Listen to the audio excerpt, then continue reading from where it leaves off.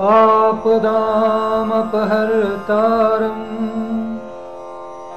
दातारं सर्वसम्पदां लोकाभिरामं श्रीरामं भूयो भूयो नमाम्यहम्।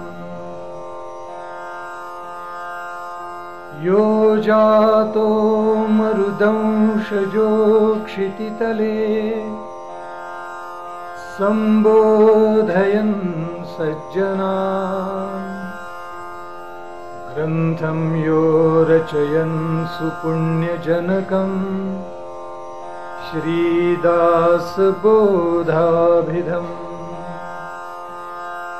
यः कीर्त्या पठनेन सर्वविदुषा स्वान्तापहारिः सदा सोऽयं मुक्तिकरः सदा विजयते श्रीरामदासो गुरुः। सह्याद्रिगिरिचा विभाग विलसे मंदार शृंगापरी नामे सज्जन जो नृपे वसविला श्री उर्वशीचे तिरी साकेताधिपती कपी भगवती हे देवजाचे शिरी तेथे जागृत रामदास विलसे जो या जना उद्धरी शुका सारिखे पूर्ण वैराग्य जाचे वसिष्ठा परी ज्ञान योगेश्वराचे कवी वाल्मिका सारिखा मान्य ऐसा नमस्कार माझा सद्गुरु रामदासा। जय जय रघुवीर समर्थ प्रभु।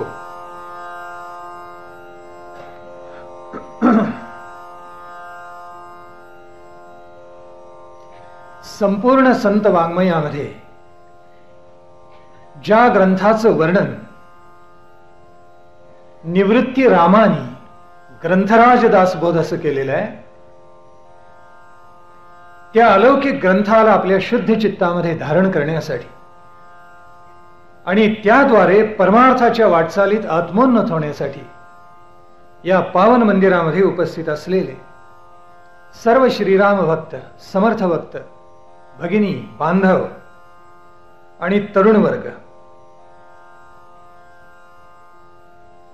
मला काल एका तरुणाने असा प्रश्न विचारला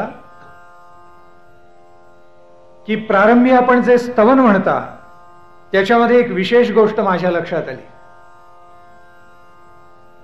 म्हणजे त्यांनी खरंच श्रवण केला असा अर्थ आहे। त्याला म्हटलं कोणती विशेष गोष्ट तुझ्या लक्षात आली? तो असं म्हणाला की अनंत कवींचा आपण जो श्लोक प्रारंभी म्हणता त्याच्यामध्ये शेवटचा जो चरण आहे या चरणामधल्या एका शब्दावर आपण आघात करता। मी म्हटलं कोणत्या शब्दावर? परीक्षा घ्यायची तर पूर्ण तरी घ्यावी। त्यावेळी त्यांनी सांगितलं तेथे जागृत रामदास विलसे। जागृत शब्दावर तुम्ही विशेष आघात देता। म्हटलं बरोबर आहे, रामदास जागृत होते आणि म्हणून समाज प्रबोधन करू शकले, राष्ट्राची बांधणी करू शकले। आज हिंदू समाजाला तसंच जागरूक व्हायला पाहिजे। आपला समाज जर जागरूक झाला नाही तर संघटन होणार नाही, संघटन झालं नाही तर समाजाची धारणा होणार नाही, समाजाची धारणा झाली नाही तर राष्ट्राचीही होणार नाही। आणि म्हणून जागृती या शब्दाला विशेष महत्व आहे। समर्थांनी जो ग्रंथ निर्माण केला तो जनसामान्यांच्या कल्याणासाठी निर्माण केला। म्हणूनच कल्याण करी देवराया जनहित विवरी असं मागणं त्यांनी प्रभू रामचंद्रांकडे मागितलं। हे मागणं मागण्यामागे त्यांची भूमिका जनसामान्यांना सुखी करण्याची होती। समर्थांचं एक चरण असं आहे की अवघेची सुखी असावे ऐसी वासना। या भूतलावर जेवढे प्राणी मात्र आहेत तेवढे सगळे सुखी व्हावेत, पण ते सगळे सुखी असतात असं काही आपल्याला दिसत नाही। असं का बरं व्हावं? जयासी वाटे सुख व्हावे तेणे रघुनाथ भजनी लागावे। असं एक साधं सूत्र समर्थांनी सांगितलं. जी माणसं रघुनाथ भजनाला लागली ती सुखी झाली. जी माणसं रघुनाथाच्या भजनाला लागली नाहीत, म्हणजे राघवाचा पराक्रम अंशतः ज्यांनी धारण केला नाही, राघवाचे सद्गुण ज्यांनी अंशतः धारण केले नाहीत, ती माणसं दुःखीत झाली. जे स्वार्थासाठी जगले ते दुःखी झाले, जे परार्थासाठी चंदनासारखे झिजले ते कृतार्थ झाले आणि सुखी झाले. म्हणून समर्थांनी दासबोधाची निर्मिती केली. यात बोध केलेला आहे. आपल्या चित्ताला, आपल्या मनाला, आपल्या अंतःकरण चतुष्टयाला, आपल्या बुद्धीला समर्थांनी बोध केलेला आहे. तो काय काय केला त्याचा थोडा आढावा घेऊया, म्हणजे आपल्या स्मरणाला थोडासा उजाळा देऊया. आणि मग आता पुढचे 3 अत्यंत जे महत्वाचे दशक आहेत, ज्याच्यामध्ये निखळ तत्वज्ञान सामावलेलं आहे, त्याच्याकडे आपण येऊया. समर्थांनी पहिल्यांदा गणेश, शारदा, सद्गुरू इत्यादींचं स्तवन गायलं पहिल्या दशकामध्ये. त्या अगोदर या ग्रंथाची फलश्रुती आणि ग्रंथाचं थोरपण सुद्धा समर्थांनी सांगितलं. दुसऱ्यात समर्थांनी मूर्ख आणि पढत मूर्ख कसे असतात त्यांची लक्षणं सांगितली. ही लक्षणं जरी चित्तात धरली तरी मनुष्य शहाणा होईल बरं का. गंमत आहे, कारण इतकं सूक्ष्म निरीक्षण केले समर्थांनी. म्हणजे अर्थ असा झाला की दुसरा दशक हा मूर्ख लक्षणासाठी सांगितलं, पण त्याच्यातच मूर्खांच्या जोडीला उत्तम लक्षणं सांगितली. जशी कुविद्या सांगितली तशी सद्विद्या सांगितली. जसे पढत मूर्ख सांगितले तसे शहाणेजन सुद्धा सांगून टाकले. मग समर्थ स्वगुण परीक्षेकडे आलेले आहेत आणि त्याच्यामध्ये त्रिविध तापांचे चटके माणसांना कसे बसतात हे तिसऱ्या दशकामध्ये समर्थांनी उलगडून दाखवलं. या त्रिविध तापांवर जर मात करायची असेल तर काय करायला पाहिजे, तर भक्तीचे मार्गाने जायला पाहिजे, हे समर्थांनी चौथ्या दशकामध्ये सांगितलं. आणि म्हणून चौथ्या दशकामध्ये नवविधा भक्तीचा सुंदर मार्ग श्रवणापासून आत्मनिवेदनापर्यंतचा अत्यंत सुघड रीतीनं समर्थांनी उलगडून दाखवलं. आत्मनिवेदनापर्यंत जो जाऊन पोचतो त्याला सायुज्यतेचा लाभ होतो, असं त्या दशकाची सांगता करत असताना समर्थांनी सांगितलं. एवढं सांगून झाल्यानंतर समर्थ मग वळले, तो मंत्रांचा दशक आहे आणि तो किती मोलाचा, किती महत्वाचा आहे हे आपण पाहिलं. कारण त्याच्यामध्ये प्राधान्यानं समर्थांनी सद्गुरू आणि सच्शिष्य यांची सुंदर परंपरा 5व्या दशकामध्ये उलगडून दाखवली. सच्शिष्याचे मुख्य गुण कोणते, सद्गुरूचे प्रधान सद्गुण कोणते, याच्यावर समर्थांनी याच्यामध्ये संपूर्ण प्रकाश टाकलाय आणि तो काल आपण काहीसा विस्ताराने पाहिला. आपल्याला स्मरत असेल की मुख्य सद्गुरूचे लक्षण आधी पाहिजे विमळ ज्ञान, निश्चयाचे समाधान स्वरूप स्थिती, याही वरी वैराग्य प्रबळ, वृत्ती उदास केवळ, विशेष आचारे निर्मळ, स्वधर्म विषयी. मग त्याच्याच जोडीला हरिकथा निरूपण पाहिजे, परमार्थ विवरण पाहिजे, अध्यात्म निरूपण पाहिजे, हेही समर्थांनी सांगितलं. बाह्य निष्ठेचे भजन आणि अंतरी शुद्ध ब्रह्मज्ञान, तिथे बहुत जन विश्रांत पावती म्हणून समर्थांनी सांगितले. जिथे सद्गुरू बाह्यांगानं निष्ठेचं भजन चालवतो, माणसांना सन्मार्ग दाखवतो, सत्कार्याकडे नेतो, त्या ठिकाणी सद्गुरू असतोच, पण त्याला अंतरी ब्रह्मज्ञान लागतं. त्यावेळेला त्याच्या शब्दाला वजन प्राप्त होतं. आणि समर्थांनी म्हटल्याप्रमाणे असा सद्गुरू एकांतात जरी बसला, लोकांतात गेला नाही, काही काळ लोकांत आणि काही काळ एकांतात जरी बसला, एकांत या शब्दाला विशेष महत्व आहे. एक अंत म्हणजे एकांत. आपल्याला माहिती आहे इथे आपल्या अहंकाराचा अंत करायचा असतो तर एकांत साधतो. म्हणजे अहंकाराचा अंत झाला की उरतो कोण, केवळ निखळ परमात्मा, शुद्ध जीवात्माच उरतो. आणि म्हणून एकांत केल्याचा पारमार्थिक लाभ होतो, त्याचं पारमार्थिक फळ आपल्याला मिळतं. म्हणून समर्थांचं सांगणं लोक विलक्षण आहे. म्हणून लोकांत करो किंवा एकांत करो, एकांतात जरी बसला तरी जो बाह्यनिष्ठेचं भजन चालवतो आणि अंतरंगामध्ये शुद्ध ब्रह्मज्ञान धारण करतो, अशा महात्म्याला लोक शोधत येतात. समर्थ म्हणतात इतकं आध्यात्मिक पारमार्थिक सामर्थ्य तो आपल्या ठाई साचवून घेत असतो. आणि म्हणून समर्थांनी नवविधा भक्तीच्या सोपानानंतर अशा महान सद्गुरूची सगळी लक्षणं आपल्याला उलगडून दाखवली. आता त्याच्या पुढे समर्थ येतात आणि आपल्याला 6व्या दशकाकडे घेऊन येतात, 7व्या दशकाकडे घेऊन येतात, 8व्या दशकाकडे जो ज्ञान दशक आहे, आणि 6व्या आणि 7व्यामध्ये प्राधान्यानं आपल्याला ब्रह्ममाया निरूपण त्यांनी करून दाखवलेलं आहे. इथे शुद्ध आत्म्याचा त्यांनी शोध घेतलेला आहे. जीव कोण याचं विवरण समर्थांनी मागच्या दशकामध्ये केलं. बद्धापासून सिद्धापर्यंत, म्हणजे बद्धापासून मुक्तापर्यंत 4 पायऱ्यातून मनुष्य कसा आत्मोन्नत होत जातो याचं विवरण समर्थांनी केलं. हे करत असताना या सृष्टीमध्ये जेवढे जीव आहेत हे 4 प्रकारांमध्ये बसतातच असंही समर्थांनी सांगितलं. आणि आपला सगळ्यांचा अनुभव तोच आहे. दुर्दैव असं आहे की 90% बद्ध जीव असतात, 5-6% जीव जे असतात ते मुमुक्षु असतात, 2-3% जीव साधक असतात, आणि 100तला एखादा चुकून सिद्ध असतो. पण अशा एखाद्या सिद्धामुळे 2-4-5 मुमुक्षूंमुळे 2-3 साधकांच्या मुळे समाजाचं सत्व राहतं. 90% बद्ध जगले काय मेले काय त्याच्यावर समाजाची धारणा नसते. समाजाची धारणा 2 प्रकारच्या महापुरुषांमुळे होते. एक, जे लोकांच्या समोर येतात, जे लोकांत करतात, म्हणजे लोकांमध्ये मिसळतात आणि लोकांमध्ये सद्भावना प्रसृत करतात, त्यांना सन्मार्ग दाखवतात, सत्कार्याकडे जायला प्रवृत्त करतात, हे पहिल्या प्रकाराचे महापुरुष. आणि दुसरे जे असतात ते एकांतात असतात, ते कधीही बाहेर येत नाही, ते व्यासपीठावर बसत नाही, ते लोकांना प्रवचनाच्या, कीर्तनाच्या, संकीर्तनाच्या माध्यमातून उपदेश करत नाहीत, काहीही करत नाहीत. पण तरी सुद्धा त्यांच्या तपश्चर्येचं ओझ असं असतं की त्यातून समाजामध्ये आपोआप अनुकूल असा बदल घडत जातो. माणसं आपोआप सन्मार्गाला लागतात. स्वामी विवेकानंदांना पवहारी बाबांनी सांगितलेलं होतं. विवेकानंदांनी प्रश्न विचारला की पवहारी बाबा, आपण या एकांतातच राहता, गुहेमध्ये राहता, आणि तरी सुद्धा माणसं पालटतात, असं आपल्याला वाटतं का? आपल्याला असं नाही का जाणवत की आपण अधिक समाजामध्ये यायला पाहिजे, समाजामध्ये परिवर्तन करायला पाहिजे? त्यावेळी पवहारी बाबा हसले आणि ते म्हणाले, बेटा, जो तपःपूत आहे तो एकांतामध्ये असला तरी बसलेल्या जागेपासून समाज हलवू शकतो. समर्थांनी घळीमध्ये बसून समाज हलवला. अलौकिक ताकद आहे पवारी बाबांच्या गुहेमध्ये म्हणे, कारण ते एकांतात राहत असत. एक चोर शिरला,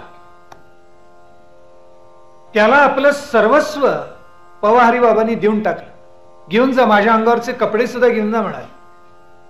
पुढे ज्या वेळेला विवेकानंद भारताची परिक्रमा करत होते आणि काशी वाराणसीला आले आणि पुढे प्रवासाला निघाले, त्यावेळेला त्यांना एक संन्यासी भेटला. मग दोघांचा संवाद सुरू झाला. पारमार्थिक संवाद होता आणि बोलता बोलता विषय पवारी बाबांचा निघाला. त्यावेळेला स्वामीजी म्हणाले, पवारी बाबा सिद्ध पुरुष आहेत, महात्मे आहेत, फार मोठा मनुष्य. त्यावेळेला हा चोरी म्हणाला, होय खरोखर पवारी बाबा फार श्रेष्ठ आहे. स्वामीजी म्हणाले, अहो त्यांच्या ठाई अवदारी किती आहे, चोर त्यांच्या गुहेमध्ये घुसला तर सर्वस्व घेऊन जा, असं पवारी बाबा त्याला म्हणायला लागले. त्यावेळी तो संन्यासी म्हणाला, होय मला माहिती आहे. त्यावेळी स्वामीजी म्हणाले, आपली पवारी बाबांची भेट झाली आहे का, आपल्याला हे कसं माहिती आहे? त्यावेळी तो संन्यासी म्हणाला, तो चोर म्हणजे मीच नव्हे काय? सत्पुरुषाचा स्पर्श झाला तर चोरासारखा मनुष्य सुद्धा पालटतो. त्या कालखंडामध्ये पालटणारे गुंड चोर होते. काय नवल आहे हा.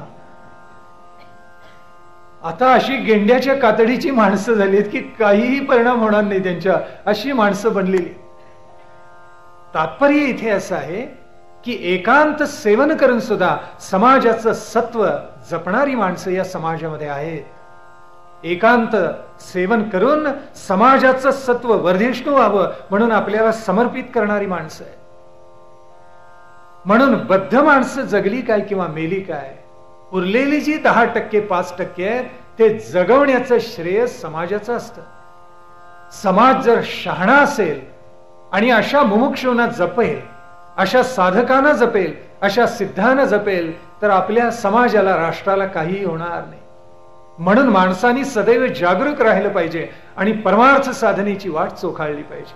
म्हणून समर्थ आता आम्हाला सांगतात, चित्त सुचित करावे, बोलिले ते जीवी धरावे. समर्थांनी आपलं चित्त सुचित करायला सांगितलं, म्हणजे सावधान व्हा, एकाग्र व्हा, कारण आता विषय अवघड आहे. सोपा विषय ऐकायला बरा वाटतो, कारण तो गोष्टी स्वरूप असतो. ज्यावेळेला माणसं प्रवचनकाराला भेटून सांगतात, काय हो सुंदर झालं प्रवचन, त्या अर्थी प्रवचनकारांना ओळखावं. खूप दृष्टांत दिले आपण, भरपूर कथा आल्या प्रवचनामध्ये. विषय सोपा होतो दृष्टांत दिले की, साधी गोष्ट आहे. इथे आता समर्थ म्हणतायत सूचित व्हा. का सूचित व्हा? त्याचं कारण असं आहे की हा विषय अवघड आहे, आणि अवघड विषय समजावून जर घ्यायचा असेल तर चित्ताची जेवढी एकाग्रता तितका विषय कळणार. 60% एकाग्रता तर 60% विषय कळणार. 100% झाला तर 100% कळणार. श्रवण भक्ती सुद्धा वेगवेगळ्या प्रकारांची असू शकते.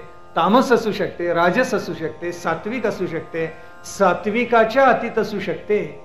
की ज्या श्रवण भक्तीनं तुमच्या काळजावर, तुमच्या स्मरण शक्तीवर ही अक्षर कायम स्वरूपाची कोरली जातात, इतकी की तुमचा देह पडला तरी ते संस्कार घेऊन पुन्हा तुम्ही चांगल्या घरी जन्माला येता आणि अधिक चांगलं कार्य करायला प्रवृत्त होता. म्हणून समर्थ आम्हाला सांगतात, बोलिले ते जीवी धरावे आणि सावध होऊन आता तुम्ही हे सगळं ऐका, असं समर्थ सांगतात. समर्थांचं सांगणं असं आहे की आपण आता या सृष्टीमध्ये आलो. भलं बुरं आपलं काय पुण्य पाप असेल, पूर्व सुकृत असेल, त्याच्याप्रमाणे आपण जन्म घेतला. ज्या वेळेला एखाद्या ग्रामामध्ये मनुष्य जातो, बदली झाली समजा, राहायला मनुष्य गेला, तर तो पहिल्यांदा असं पाहतो की या ग्रामाचा प्रभू कोण आहे, इथे कोणाच्या शब्दाला मान आहे, हे तो पहिल्यांदा जाणून, शहाणा असेल तर, या ग्रामाचा प्रभू कोण आहे, स्वामी कोण आहे, ज्याच्या शब्दाला मान आहे असं कोण आहे, असं तो पहिल्यांदा जाणून घेतो. आणि पहिल्यांदा त्याच्याकडे जातो आणि त्याची ओळख करून घेतो, त्याची भेट घेतो आणि म्हणतो, मी या गावामध्ये असा नवीन बदलून आलेलो आहे, तेव्हा मला आनंद झाला आपल्या दर्शनानं, भेटीनं. एकदा असं झालं की तो ग्रामाचा प्रभूच आपल्याला आकळला की पुढची सगळी कामं सोपी होऊन जातात, काही विशेष करावं लागत नाही. तुकाराम महाराज जसं म्हणाले, त्याचे बासी आम्ही धरी येले, बाला पकडाव बरोबर. तो एकदा वळला की घरातली सगळी वळतात. म्हणजे बा जर कुटुंबावर त्याचं प्रभुत्व असेल तर, नसेल तर माला धरावं, काही हरकत नाही. ज्याचं प्रभुत्व आहे त्याला नमस्कार केला म्हणजे झालं, काही हरकत नाही. मुद्दा असा की ग्रामामध्ये गेल्यानंतर कुणाला अगोदर प्रसन्न करावं हे जसं माणसाला कळावं लागतं. ज्याला ते कळतं, या कारणे जो शहाणा त्याने प्रभूशी भेटी जाणा, त्यानं प्रभूला भेटावं म्हणून सांगितलेलं आहे. आणि म्हणून समर्थ असं म्हणतात की राष्ट्राचा प्रभू तो राजा, बहुराष्ट्रांचा तो महाराजा, आणि महाराजांचाही महाराजा तो चक्रवर्ती. क्रमाने उन्नत होत जातो एक एक एक एक. पण आपण ज्या प्रांतामध्ये वास्तव्य करतो, चक्रवर्ती आपल्याला एकदम भेटतो असं नाही. पहिल्यांदा जो राजा आहे त्याला भेटायला लागतं, मग महाराजा आहेत त्याला भेटायला लागतं, मग चक्रवर्ती सम्राट आहे त्याला भेटावं लागतं. एकेका टप्प्यानं आत्मोन्नत व्हावं लागतं. तसंच आपण या प्रपंचामध्ये आलो, म्हणून आपल्याला काय करायला पाहिजे की आपण कोणत्या प्रभूला ओळखायचं, कोणत्या स्वामीला ओळखायचं, हे आपण स्वभावतः जाणून घेतलं पाहिजे. तो कोण आहे? त्याची निर्मिता तो चिथोर, ब्रह्मा विष्णू आणि हर, त्याची निर्मिता तो चिथोर, तो ओळखावा परमेश्वर. समर्थांनी सांगितले, ब्रह्मा विष्णू महेश हे निर्माण झाले, पण प्रलयाच्या वेळी त्यांनाही नाश आहे. मग या सगळ्यांना निर्माण कोण करतो? त्या भगवंताला कोण जाणतो?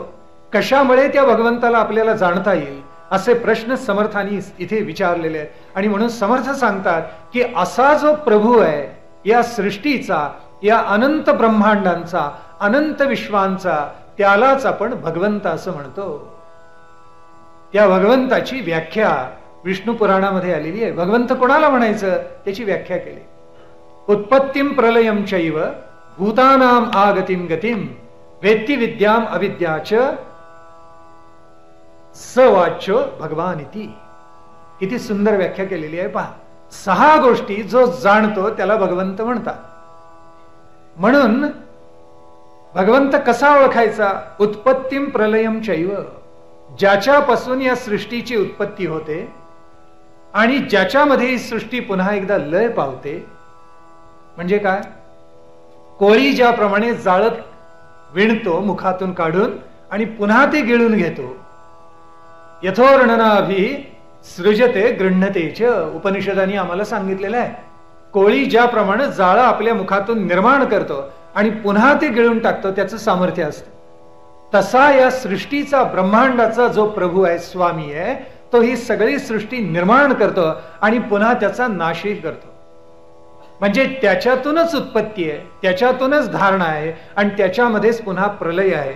असा जो तो भगवंत, उत्पत्तीम प्रलयम चैव भूतानाम आगतिम गतिम, ही सगळी भूतमात्र आपण सर्वजण जरायुज, अंडज, उद्भिज, स्वेदज या चारही प्रकारच्या योनीमध्ये जन्माला येणारे, 84 लक्ष योनीमधून फिरणारे जेवढे जीव मात्र भूतमात्र आहेत, हे कुठून येतात आणि पुन्हा कुठे जातात हे जो जाणतो.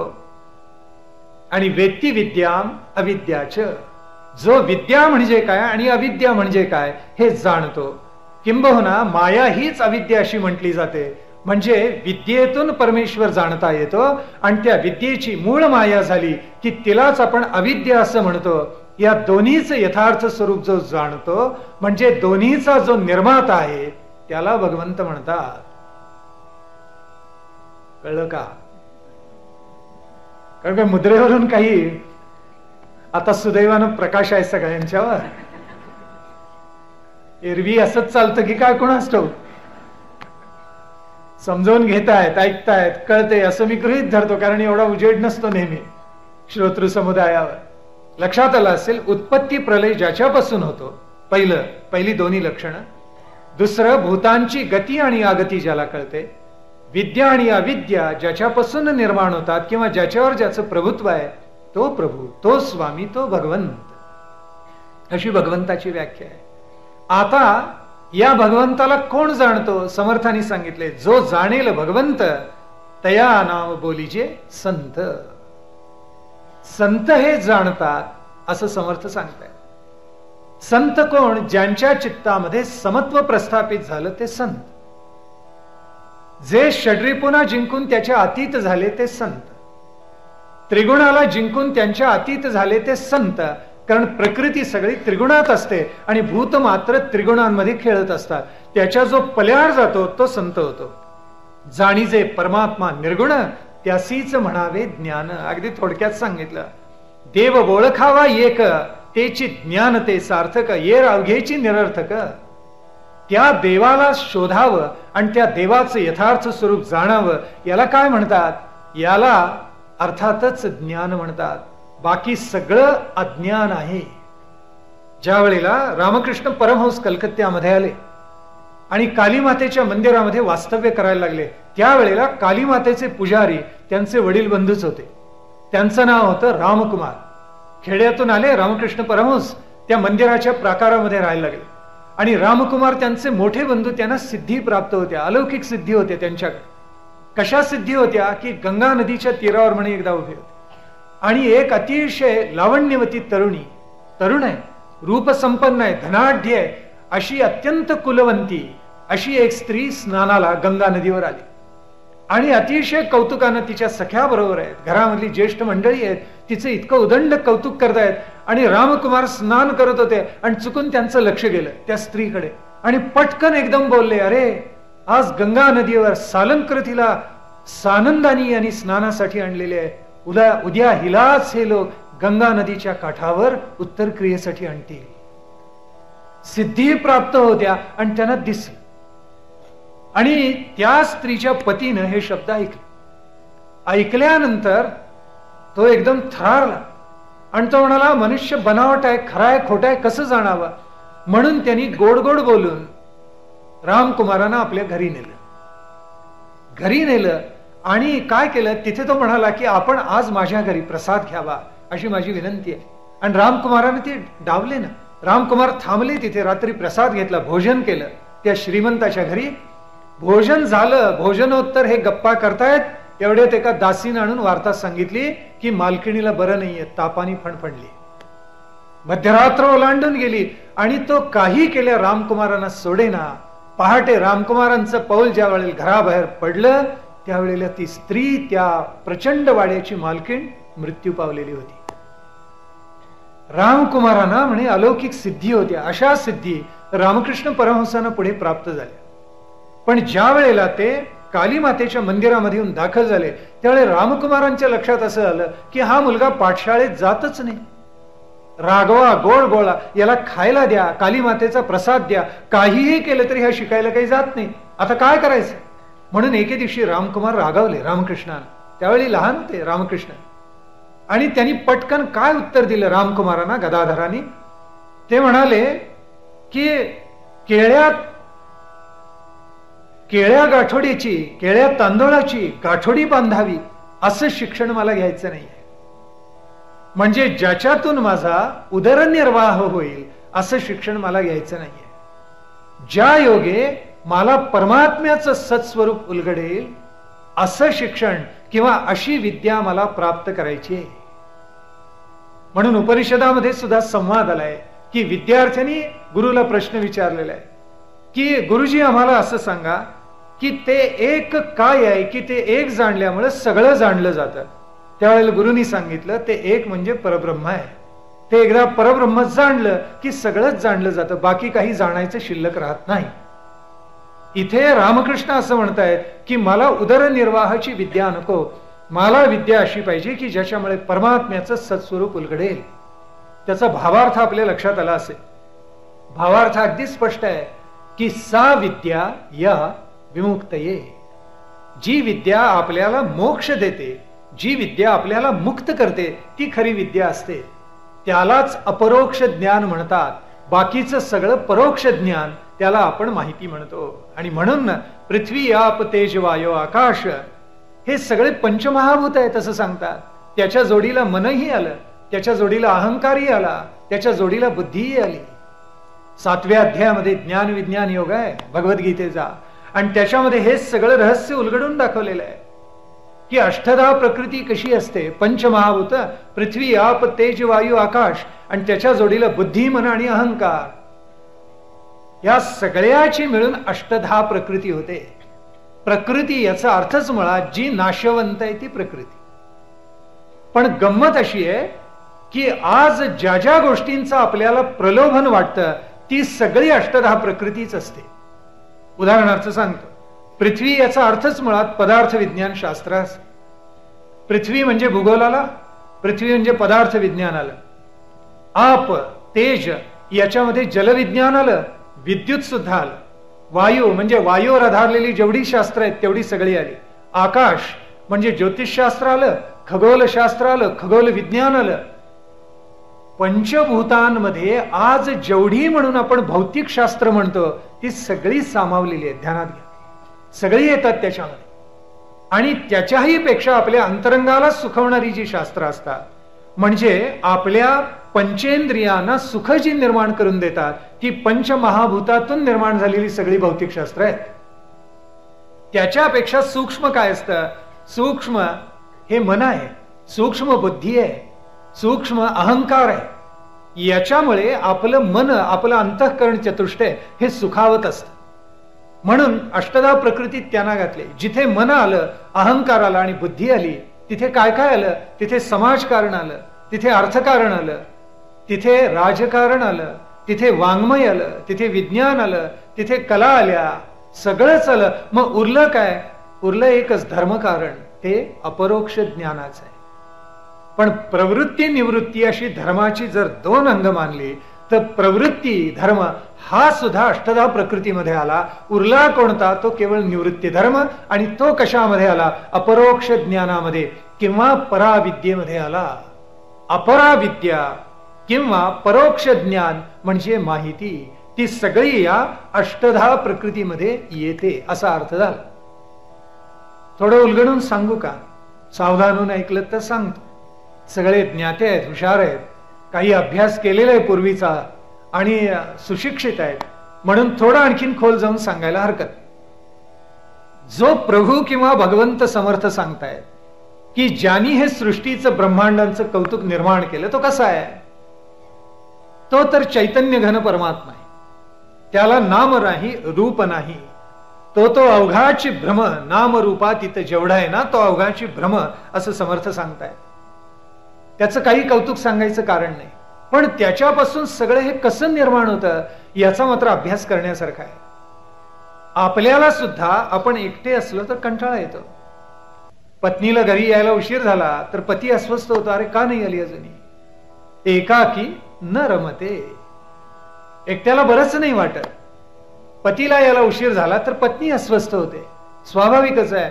मुलगा म्हणाला 7ला येतो, 10ला आला तर माऊलीची अवस्था कशी होऊन जाते बघा. 10 वेळेला दरवाजापर्यंत जाऊन रस्त्यावर डोकावून येते, आलं की नाही माझं बाळ. बाळ म्हणजे दगरोडा झालेला असला तरी, कारण माऊलीला कळवळायलाच होतं ना, एकाकी न रमते असा त्याचा अर्थ आहे. एकट्याचा जीव रमत नाही.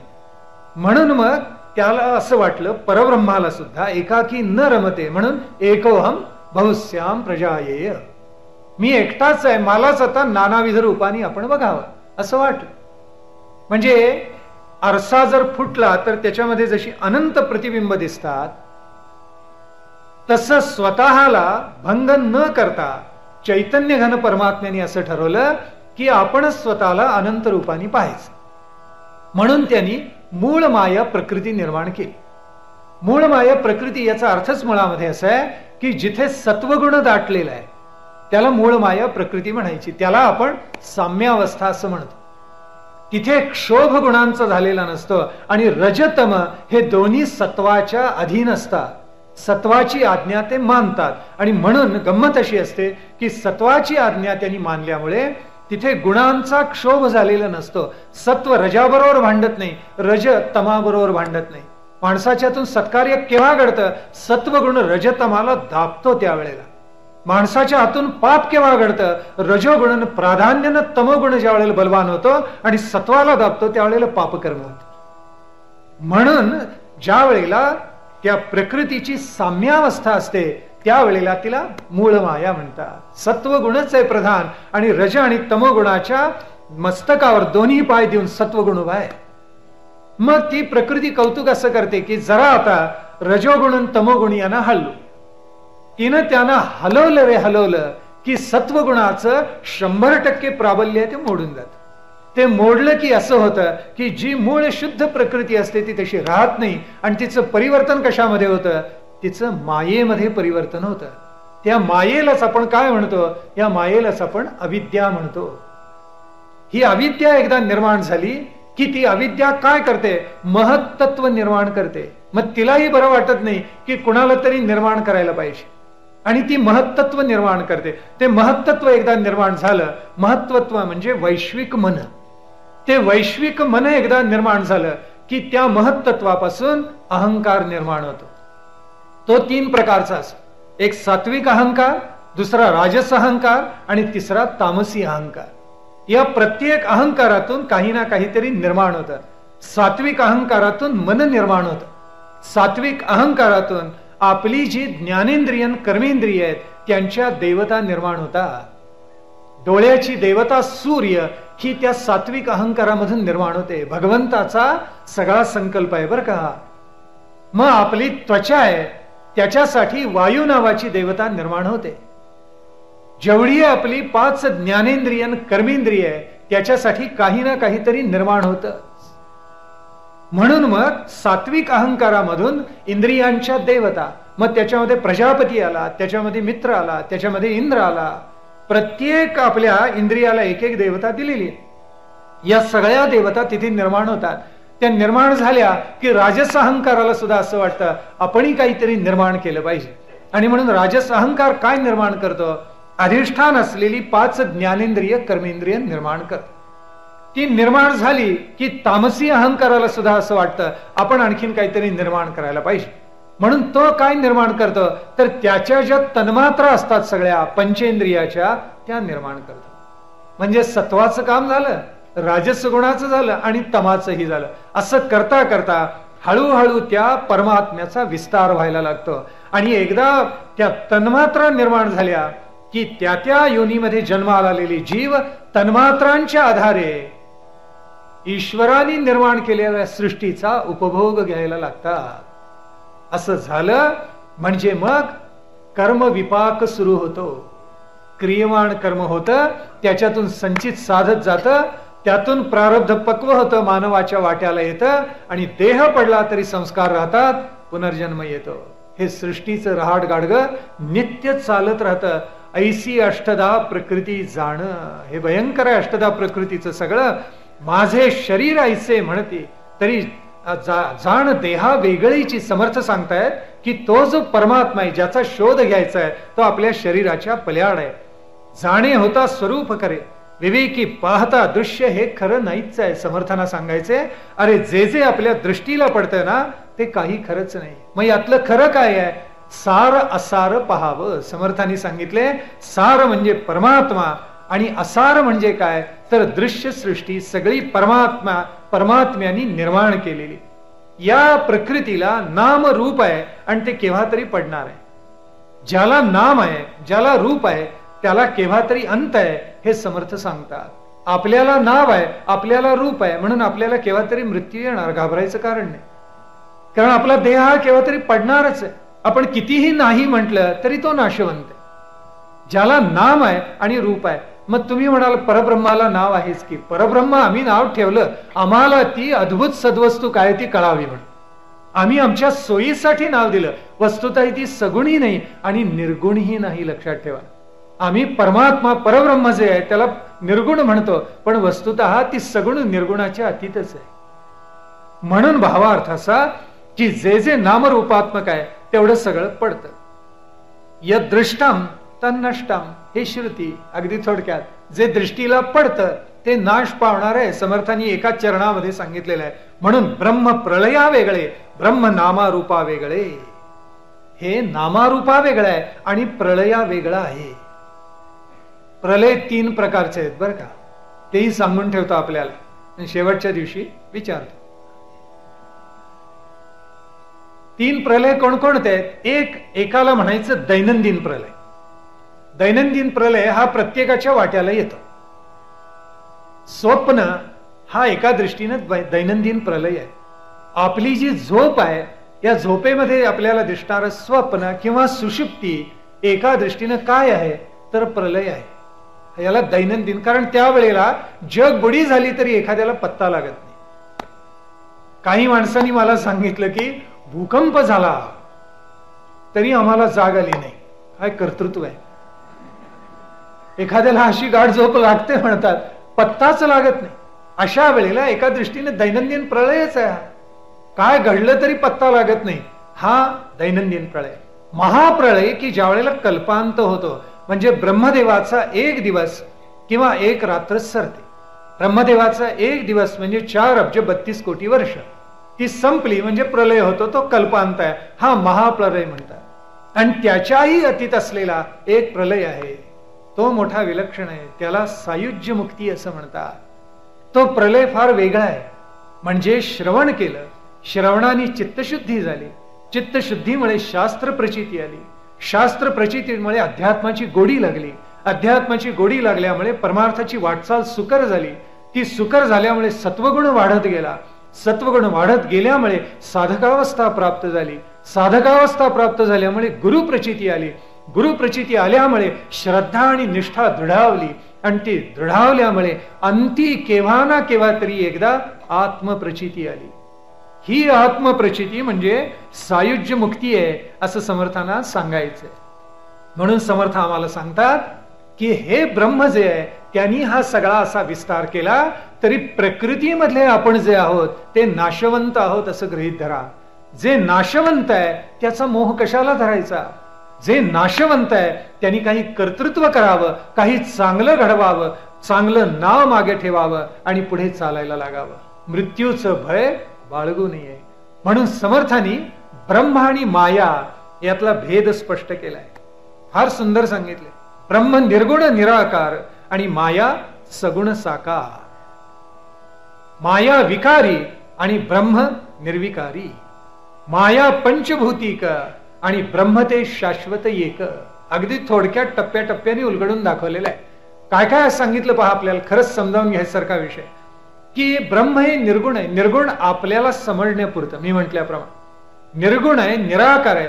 आपल्याला जसा आकार आहे, स्थूल आहे, उंच आहोत, बुटके आहोत, कृश आहोत, लठ्ठ आहोत, प्रत्येकाचा काही आकार आहे, तसा ब्रह्माला प्रकृतीमधल्या प्रत्येक गोष्टीला आकार आहे. इथे दिसणारी प्रत्येक वस्तू आणि न दिसणारी सुद्धा प्रकृतीतली प्रत्येक वस्तू याला निश्चित आकार आहे. आणि तो आकार असल्यामुळे त्याला नामरूप आहे आणि म्हणून ते नाशवंत आहे. जशी माणसाची आयुर्मर्यादा ठरली आहे तशी इमारतीची आयुर्मर्यादा ठरलेली असते, तशी प्रत्येक वस्तू आपल्याला इथे दिसते त्याची आयुर्मर्यादा ठरलेली आहे. केव्हा ना केव्हा तरी त्याचा नाश आहे. जुनी वस्तू फेकली जाते, नवीन घेतली जाते.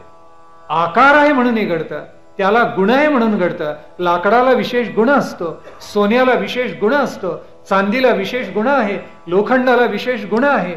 पण असा कोणताही गुण, कोणताही आकार परब्रह्माला नाही. म्हणून ब्रह्म हे निर्गुण निराकार, माया अर्थात प्रकृती अर्थात अविद्या ही सगळी काय आहे? ती सगुण साकार आहे. ब्रह्म निर्मळ आहे, निश्चळ आहे. माया कशी आहे? चंचळ आहे आणि चपळ आहे. ती केव्हा तुम्हाला काय काय भास निर्माण करेल तुमच्या आयुष्यामध्ये काही सांगता येत नाही. किंबहुना या प्रकृतीमध्ये तुम्हाला जे जे प्रत्ययाला येतं ते सगळं मायारूपीच असं संत म्हणतात. आचार्यांनी तेच सांगितलेलं आहे, उपनिषदांनी तेच सांगितलेलं आहे. पण ते जे ब्रह्म आहे त्या एका ब्रह्मापासून विस्तार मात्र होत जातो. म्हणून चंचल चपळ कोण? माया. आणि निर्मळ आणि निश्चळ कोण? तर ते परब्रह्म आहे. माया पंचभूतिक, पंचमहाभूतांचा विस्तार झाला. मूळ प्रकृती साम्यावस्था ढळली आणि तिथून पंचमहाभूत निर्माण झाली, त्यांच्यात तन्मात्रा निर्माण झाल्या. आपल्याला माहिती आहे की रूप रस स्पर्श शब्द गंध पंच तन्मात्रा आहेत. या पाचही ही तन्मात्रा पृथ्वीला असतात. आणि पुढे पृथ्वी आप तेज वायू आकाश एक एक पायरी आपण जसे चढत जाऊ तशी एक एक मात्रा कमी होत जाते. ही एक एक मात्रा कमी होऊन आकाशाला शेवटी एकच मात्रा आहे, ती म्हणजे शब्द. पृथ्वीला 5 मात्रा, आकाशाला एकच. मधल्या याला एक एक मात्रा कमी होत गेलेली. म्हणून माया पंचभूती का अनेक, ब्रह्म ते शाश्वत एक. ब्रह्म हे शाश्वत आहे, ते अशाश्वत नाही. म्हणजे मरणार नाही, त्याला चळ नाही, त्याला ढळ नाही, त्याला खळ नाही, ते सुकत नाही, ते कधी मालवत नाही, ते कधी नाश पावत नाही.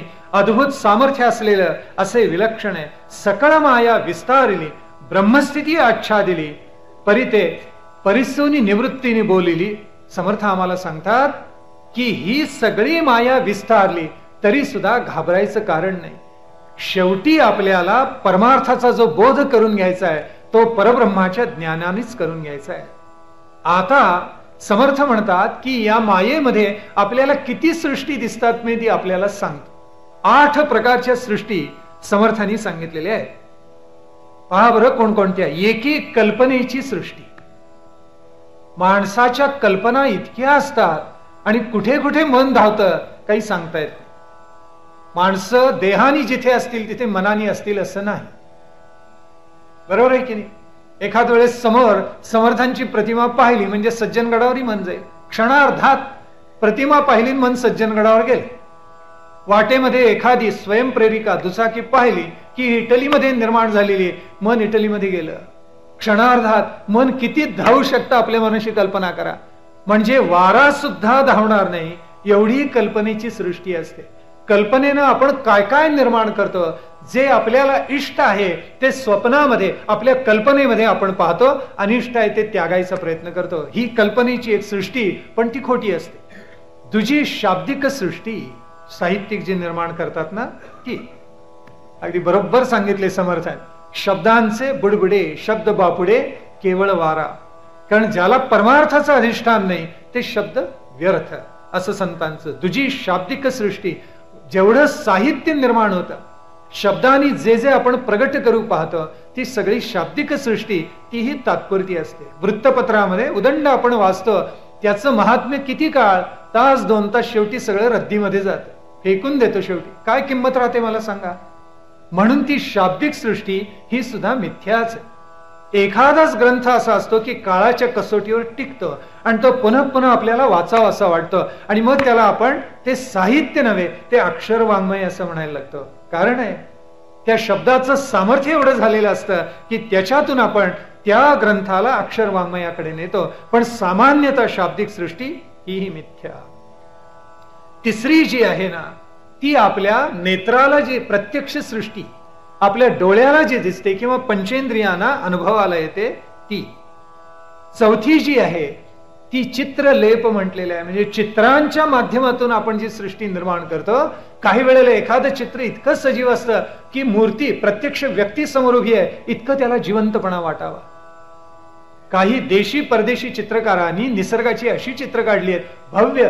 दालनात प्रवेश केल्यावर असं वाटतं, आहा, खरोखरच तो एक झाड डोलते वाऱ्या, इतकं जिवंतपणा त्याला आहे. पण शेवटी ती मिथ्याच आहे, चित्रलेप सृष्टी.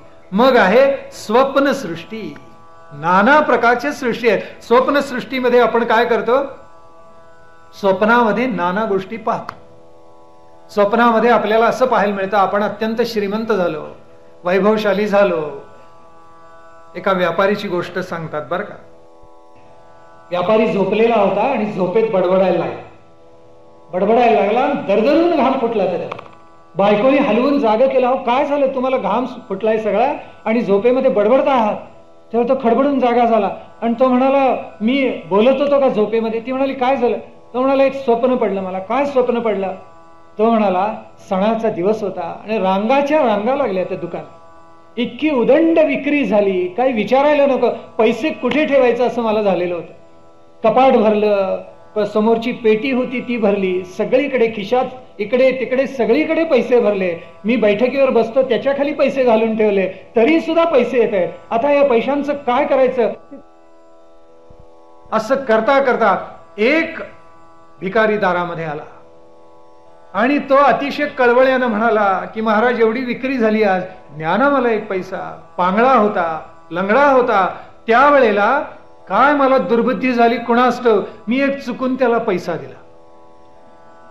पैसा दिला आणि मग माझ्या लक्षात आलं, रे एक पैसा आपण दिला आणि त्याच्यामुळं अगं तुला काय सांगू, मला दरदरून घाम फुटला. स्वप्नसृष्टी. वैभव असणं आणि दातृत्व असणं या दोन्ही गोष्टी अत्यंत भिन्न आहेत, फार थोड्या जणांना साधतात. आणि म्हणून भगवंतांचं वर्णन ज्ञानोबा माऊलींनी जे केले विलक्षण सुंदर आहे. माऊलींनी म्हटलेलं आहे की ऐका यशश्री औदार्य ज्ञान वैराग्य ऐश्वर्य हे साही गुणवर्य वसती जेथ, म्हणून तो भगवंत. इथे ऐश्वर्यही आहे आणि औदार्यही आहे, दोन्ही एके ठिकाणी वसत असं क्वचित घडतं. आणि आपल्याला समाजामध्ये जर पाहायला मिळालं तर त्याचा अर्थ असा आहे की तिथे भगवंताचा अंश आहे, भगवंताचा तो सद्गुण त्या व्यक्तीने धारण केलेला आहे. मग ज्वरसृष्टी असंही म्हटलेलं आहे. ज्वरामध्ये भास होतात म्हणे, माणसाला भास व्हायला लागतात, मग ते सगळे खोटे असतात, ती सृष्टी खोटी असते. नंतर गंधर्व सृष्टी सांगितलेली आहे. गंधर्व सृष्टी म्हणजे आकाशामध्ये नानाविध प्रकारचे ढग येतात आणि निरनिराळे आकार करतात, केव्हा देवाचे आकार, केव्हा राक्षसाचे आकार, केव्हा डोंगराचे आकार, केव्हा केव्हा काही खेळाडूचा आकार, मजेशीर आकार होत असतात. आणि ते आपण क्षणभर पाहतो आणि 10 पावलं चालतो तोपर्यंत तो ढग मोडून जातो. त्याचा अर्थ असा झाला की गंधर्व सृष्टी ही सुद्धा मिथ्या आहे.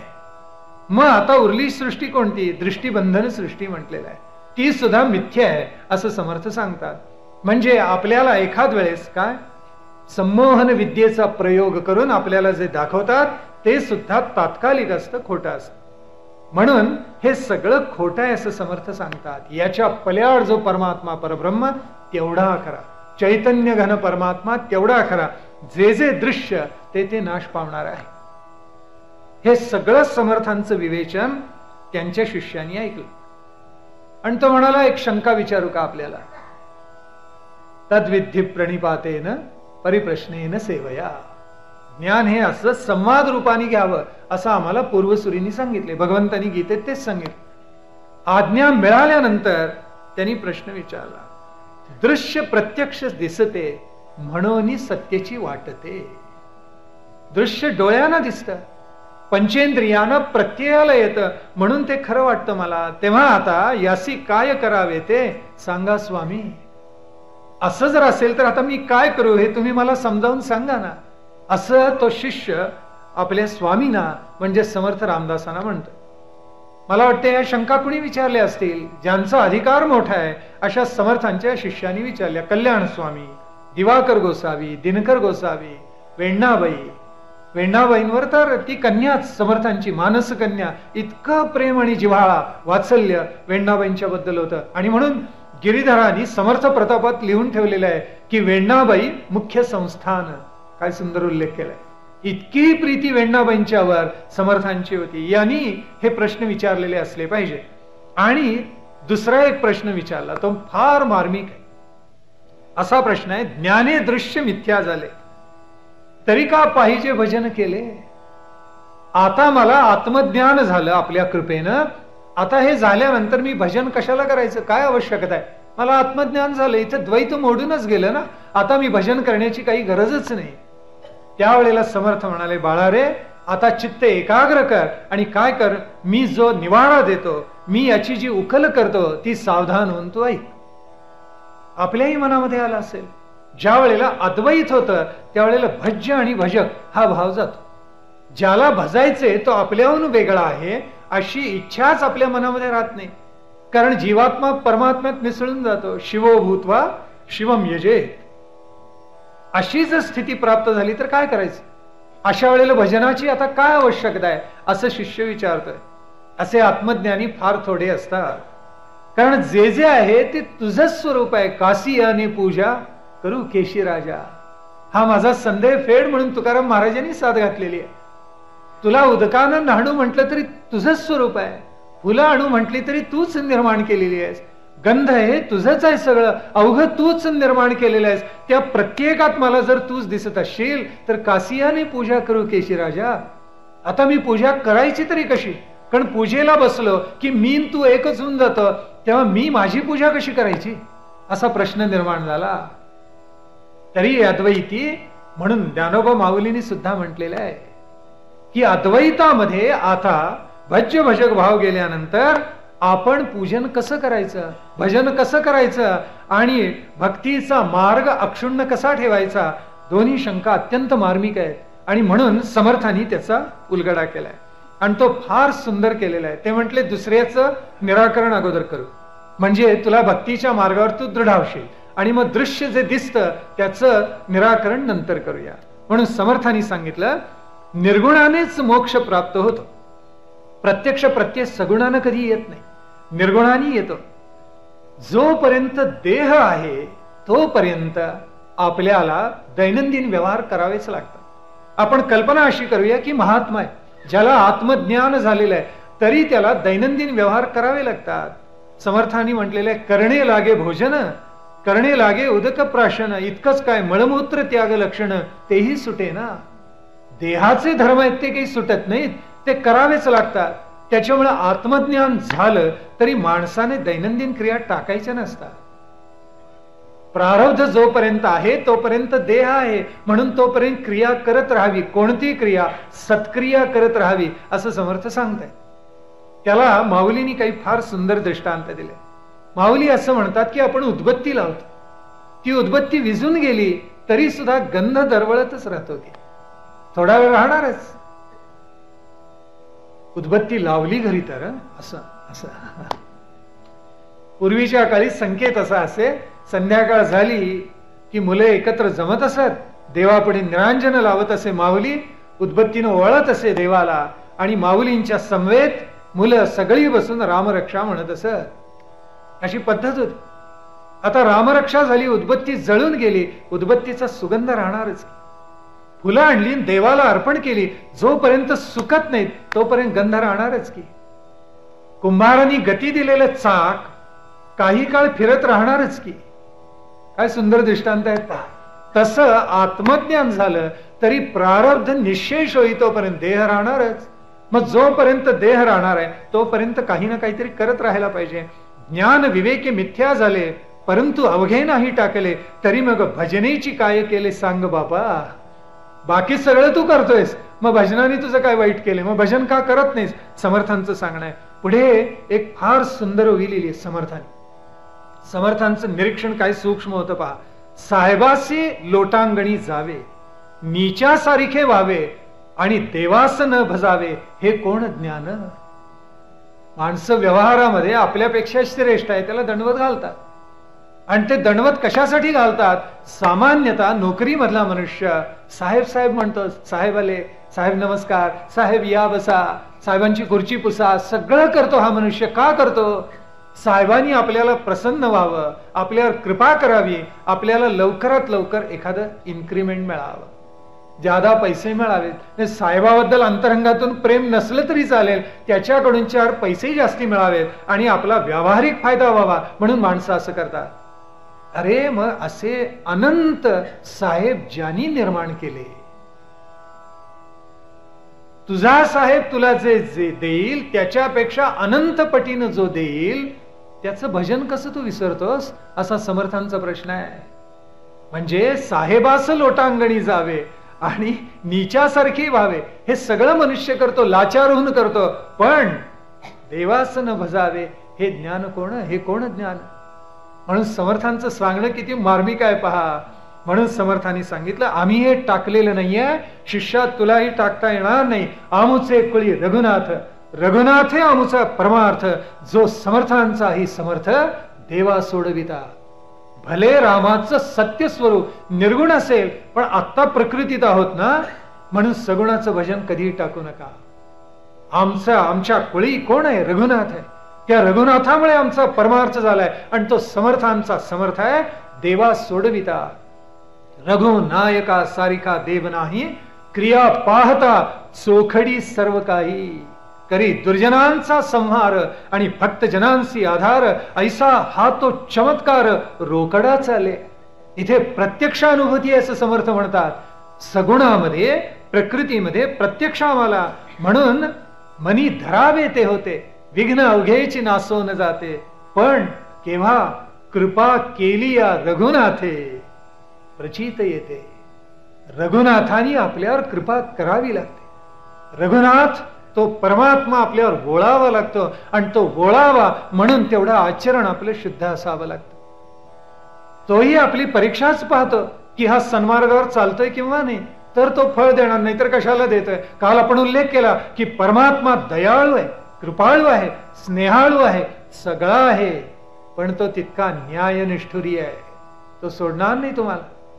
चूक झाली त्या प्रमादाबद्दल शिक्षा केल्याशिवाय राहणार नाही. म्हणून रघुनाथ भजने ज्ञान झाले, रघुनाथ भजने महत्व आढळले. म्हणून या तुला केले पाहिजे भजन आधी. अगोदर तुला हे भजन केलंच पाहिजे समर्थ सांगतायत. म्हणजे भजन का करायचं याचं निराकरण समर्थांनी केलं. त्या शिष्याच्या मनामध्ये ज्या शंका आलेल्या होत्या त्या शंकांचं निराकरण समर्थांनी केलं. समर्थ पुढे सांगतात, हे जर भजन केलं नाही तर काय घडतं, आत्मज्ञानी माणसाला सुद्धा केव्हा केव्हा अहंकाराचा स्पर्श होतो. हे भयंकर आहे. आत्मज्ञानी माणसाला जर होत असेल तर मग आपला अहंकार क्षम्य आहे. नाही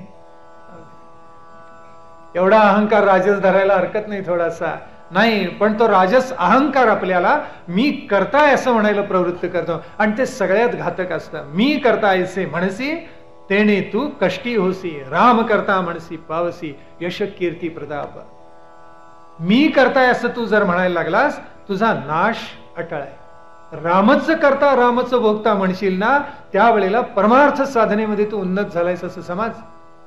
आणि म्हणून जे जे महात्मे होऊन गेले त्यांनी कोणत्याही गोष्टीचं कर्तृत्व आपल्याकडे घेतलं नाही. प्रबंध व्याजे जगाते रक्षिले जाणार असं ज्ञानेश्वर माऊली बोलून गेलेली आहे. माझं निमित्त केलं निवृत्तीनाथानी आणि माझ्या हातून प्रबंध, लहान बालकाला पंतोजी जसे शिकवतात तसं माझ्या हातून हा प्रबंध लिहून घेतला. अर्भकाचे साठी पंते हाती धरिली पाटी. पंत मग अहो ज्याला ज्ञान नाही तो काय म्हणेल, अरे या शिक्षकाला काही येतच नाही बरं का, हा काय लहान मुलासारखंच गमभन काढतोय पाठीवर, असं जर कोणी म्हटलं तर तो प्रमाद आहे की नाही सांगा. अर्भकाचे साठी पंते हाती धरली पाठी. पंताला फार छान लिहिता येतं, उत्तम लिहिता येतं, भराभरा लिहिता येतं, प्रगल्भ प्रबंध लिहिता येतात, पण बालकाला प्रबंध शिकवून उपयोग नसतो. आणि म्हणून त्या बालकासाठी तो पहिल्यांदा श्रीच लिहितो, मग गमभनच शिकवतो, मुळाक्षरच शिकवतो, ती घटवून घेतो आणि त्याला यायला लागलं म्हणजे मग वाक्यरचना शिकवतो. हा आता असं लिहि बरं. सद्गुरू असाच आहे, पात्रता बघतो आणि पहिल्यांदा मुळाक्षर शिकवतो, कारण येणारे बहुतेक कोरी पाटीचेच असतात आणि पाटीवर जे लिहिलेलं असतं ते काही चांगलं नसतं. पाटी पहिल्यांदा स्वच्छ करावी लागते, शुद्ध करून घ्यायची, मग एक एक चांगलं अक्षर त्याच्यावर लिहायचं. ते जर लिहिलं गेलं नाही तर काही खरं नाही. आणि म्हणून केवढं विलक्षण समर्थांनी सुंदर सांगितलेलं आहे, मी करता ऐसे म्हणसी तेने तू कष्टी होसी. हे कष्ट जर नको असतील तर रामच करता रामच भोगता असं म्हणायला शिक. हे राज्य व्हावे हे तो श्रींची इच्छा. असं कर्तृत्व, असा पराक्रम दैदिप्यमान शिवाजी महाराजांनी प्रगट केला की तयासी तुलना कैसी म्हणावं असं वाटतंय. असा राजा जगाच्या इतिहासामध्ये झाला नाही. पुण्य श्लोक राजा. काय विलक्षण चरित्र आहे. जगातली सगळी युद्ध आपल्याला माहिती आहेत. वृत्तीफलक युद्ध झाली. सत्ता, संपत्ती, स्त्री, भूमी याच्यासाठी लढली गेली. आमचा राजा लढला. धर्मफलक युद्ध केले. धर्म जगावा, राष्ट्राची अस्मिता, आत्मगौरव जगावा म्हणून या राजाने युद्ध केलेली आहेत. म्हणून हा राजा पुण्यश्लोक. त्याला इतर कोणाला आम्ही पुण्यश्लोक म्हणत नाही. अलेक्झांडरला म्हणत नाही, ज्युलियस सीझरला म्हणत नाही, नेपोलियनला म्हणत नाही, कुणालाच म्हणत नाही. एकट्या शिवाजी महाराजांना का बरं म्हणतो? त्याचं कारण आहे, हा पुण्यश्लोक कशामुळे झाला? याच्या राज्य निर्मितीचा हेतू, याच्या लढण्याचा हेतूच इतका उदात्त, इतका भव्य दिव्य आहे की माणसांनी स्तिमित होऊन जावं आणि नवल करत राहावं. अरे कसा पुण्यश्लोक राजा या भूमीमध्ये जन्माला आला. त्याच भूमीमध्ये आज इतकी करंटी माणसं असावी. मनाला नवल वाटते की जिथे समर्थ झाले, जिथे शिवाजी महाराज झाले आणि ज्यांनी ब्राह्मतेज क्षात्रतेज संगम करून दाखवला आणि अवघ्या जनांना सन्मार्ग दाखवला की अरे असं रामराज्य निर्माण करता येतं, पण त्याला काही त्यागावं लागतं रे बाबांनो. तिथली माणसं इतकी स्वार्थी व्हावीत. समाजामध्ये आज आपल्याला काय पाहायला मिळतं? कारण आहे मी करता ऐसे म्हणसी. मी केलं म्हणतो मनुष्य. म्हणा ना हे देवानी केलं. आता म्हणतात देवच नाही, त्याला काय करणार? इतकी नतद्रष्ट माणसं आमच्या भूमीमध्ये कुठून पैदा झाली, कुठून निर्माण झाली? मनाला नवल वाटतं खरं. ईश्वर आहे, साकल्यानं तो सगळ्यांचा विचार करतो आणि प्रत्येकाचं क्रियमान आणि संचित पाहत असतो, तसं फळ देत असतो. हे राज्य व्हावे, हे तो श्रींची इच्छा. काय सामर्थ्य असलं पाहिजे. आणि म्हणून रामच करता रामच भोगता असं म्हणायचं दुसरं कारण असं की आपल्याला ईश्वर पाहतोय, तू काय करतोयस? ईश्वर ज्या वेळेला पाहतो, घरामधला वडीलधारक जे मनुष्य असतं ते असलं की मुलं निमुट चांगलं वागत असत. भूतकाळातल्या गोष्टी काही काही चांगल्या असतात, हो सांगावेशा वाटतात. धाक असे पूर्वी वडील बाहेरून येताना दिसले, पळापळ होत असे सगळी. वस्तू जागच्या जागी आहे की नाही, घरात घर स्वच्छ आहे की नाही, दिवा वेळच्या वेळी लावला गेलेला आहे की नाही, सगळं कटाक्षाने पाहिलं जात असे. आता फतकल मारून पाय पसरून बापा पुढेच बसतात. त्यांना काय म्हणणार? आता धाक पाहिजे ना कर्त्या माणसाचा. कर्त्या माणसाचा धाक असला की घरामध्ये सगळं व्यवस्थित चाललं. मुकाट्याने करतात. काही गोष्टी अशा असतात की त्या त्या वयामध्ये उलगडत नाहीत. मी रामरक्षा आता बालपणात का म्हणायची हे पुढे 25 वर्षानं कळतं. थप्पड द्यावीन बसवा, मुकाट्याने म्हण तर रात्रीचं जेवण मिळणार नाही.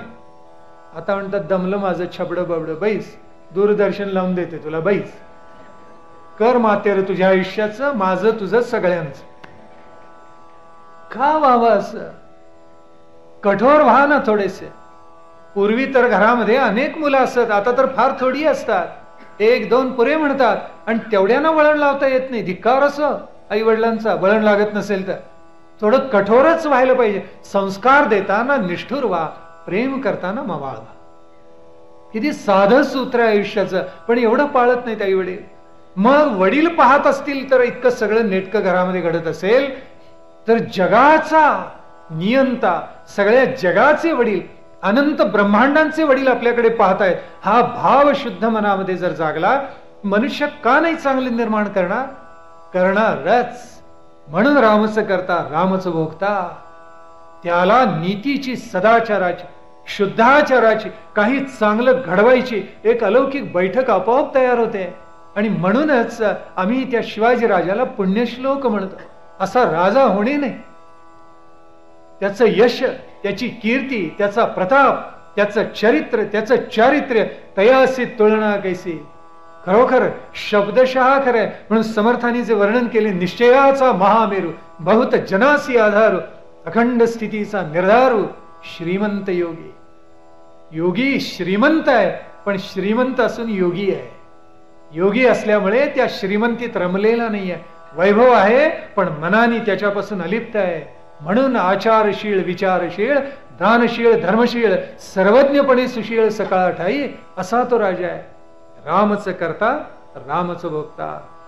ज्ञान बळ एकदा झालं की मनुष्य उपासना चालवायला लागतं.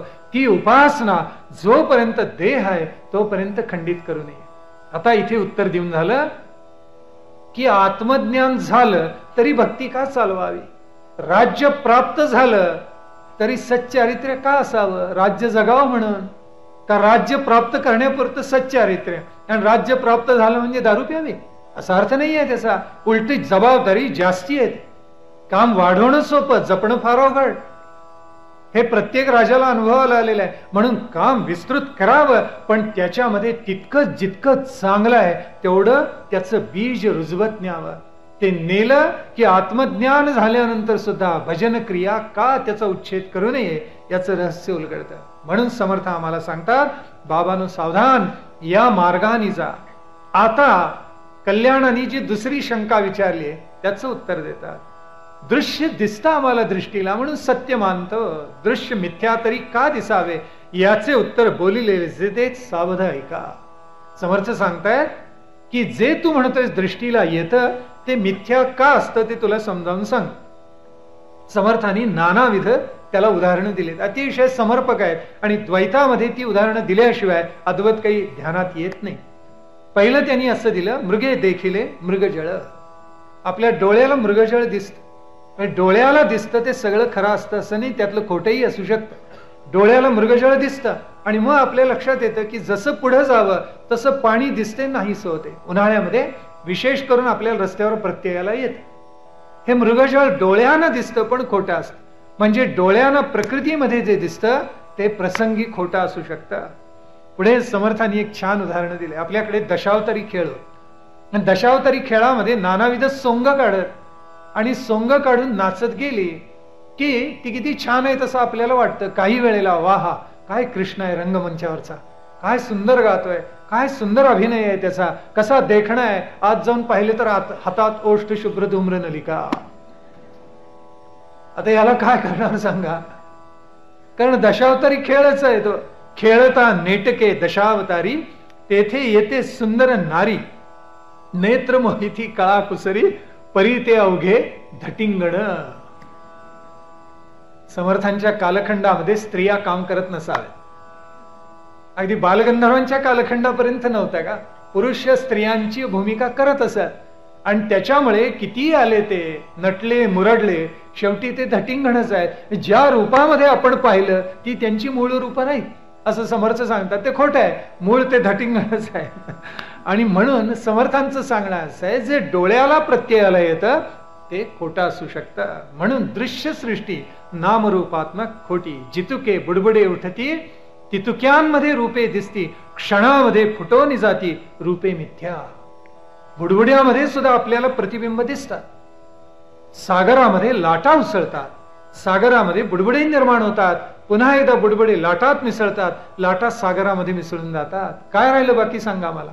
समर्थांचं सांगणं आहे की मग हे परमात्म स्वरूप एकच आहे, त्याच्यापासून सगळा विस्तार झालेला आहे. पण विस्तार झालेलं त्या मुळामध्ये मिसळून जाणार असल्यामुळं जे जे विस्तारात्मक आहे तेवढं मिथ्या आहे. पुढे सांगतात की दर्पण आहे आणि दर्पण फुटला, काचा पसरल्या, नानाविध रूप आपल्याला दिसतात, अनंत रूप आपलीच दिसतात, प्रत्येकात आपण दिसतो. किंवा घट पाण्याने भरले आणि चंद्राखाली ठेवले, सगळी चंद्राची प्रतिबिंब 100 मोठे ठेवले घट, तर प्रत्येक घटामध्ये आपल्याला चंद्राचं प्रतिबिंब दिसतं. उद्या जर कोण म्हणायला लागला 100 चंद्र आकाशात आहेत, ते मिथ्या आहे, ते खोटं आहे. कारण घट फोडले, एकच घट राहिला की त्यात एकच प्रतिबिंब पडतं, तोही फोडून टाकला की नाहीसं होतं, आकाशामध्ये आपल्याला पाहायला मिळतं. सूर्याची प्रतिबिंब जिथे जल आहे तिथे सगळीकडे उमटतात, म्हणजे तितके सूर्य असतात असं नव्हे. विलक्षण सुंदर सांगणं आहे. म्हणून आपलं प्रतिबिंब आपण अनंत आरशात पाहतो, पण ते मिथ्या, मिथ्याच आहे. बिंब प्रतिबिंब हा सृष्टीचा खेळ आहे, ब्रह्मांडाचा खेळ आहे. जे प्रतिबिंब उमटणार ते बिंबामध्ये शेवटी मिसळून जाणार, असा सरळ अर्थ आहे.